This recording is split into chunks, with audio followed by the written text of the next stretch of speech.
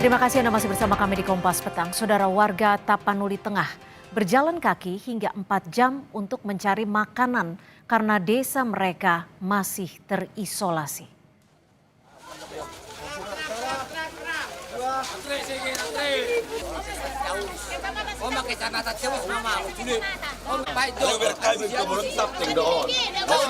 Biar bisa kami beradaptasi.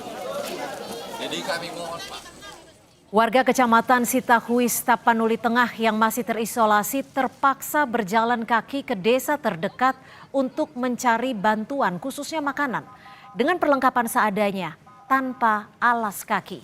Warga melewati puluhan kilometer di jalan yang tertimbun longsor. Warga mengaku desanya masih terisolasi dan sulit mendapatkan makanan. Logistik yang disalurkan melalui udara belum menjangkau sejumlah desa di Kecamatan Sitahuis, Tapanuli Tengah.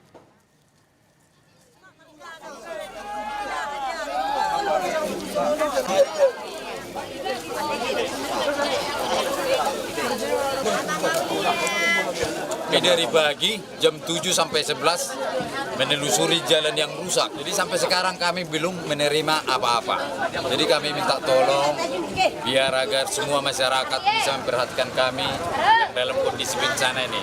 Kami ini semua belum makan karena kami bawa dari kampung nggak ada apa-apa.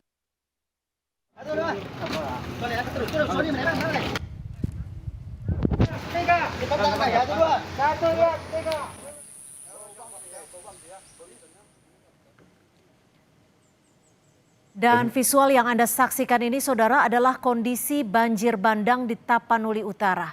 Warga menemukan sejumlah korban tertimbun di antara reruntuhan bangunan dan truk yang terseret banjir bandang di Tapanuli Utara. Lokasi longsor berada di kilometer 37 Jalan Lintas Tarutung Sibolga. Proses pembersihan terus dikebut untuk bisa mencari korban-korban lain sekaligus membuka jalan untuk membantu mobilitas bantuan bagi warga.